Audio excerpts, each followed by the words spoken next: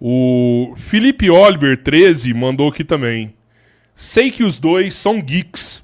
Queria que falassem do impacto da representatividade na cultura pop hoje, onde termina a representação e começam fenômenos como cultura woke ou, em outro plano, o pink money.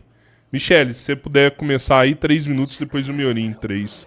Eu acho que existem críticas muito fortes a qualquer forma de representatividade nos games. A gente tem um exemplo muito recente, que é o The Last of Us 2, que ele retrata, né, algumas cidades que estão no Canadá, e lá tinha bandeira trans e bandeira LGBT nesses locais, né?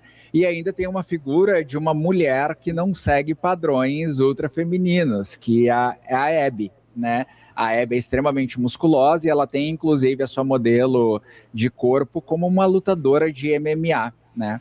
E aí eu vou concordar com o Miorim do wokeismo de direita aí, né?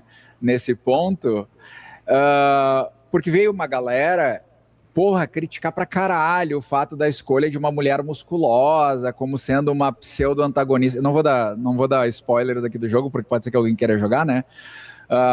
Uma pseudo-antagonista, bombada, musculosa, a presença de bandeiras LGBTs, e que aquilo lá era ruim para a sociedade, que estava incentivando.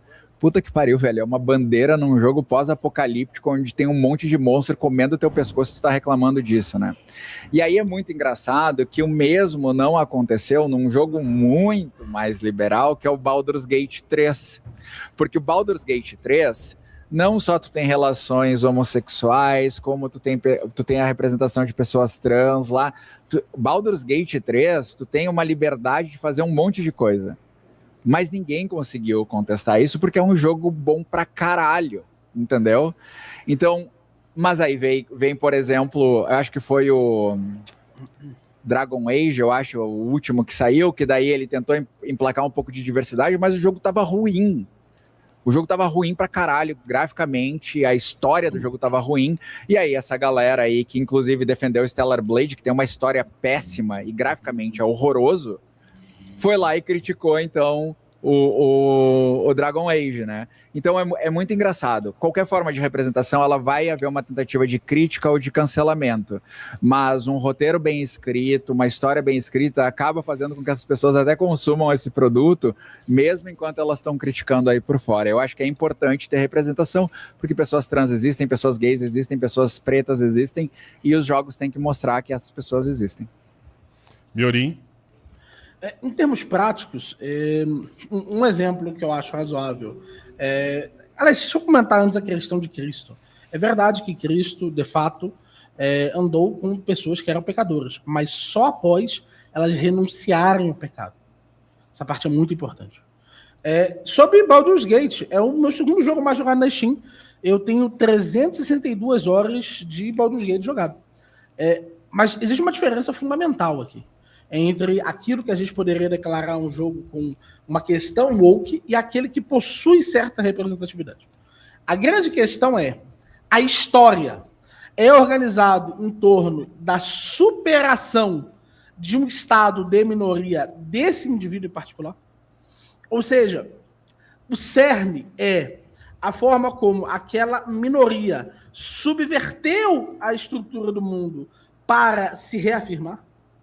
Ou ela é uma história, tal como todas as outras, em que o indivíduo, a particularidade do indivíduo é o componente central.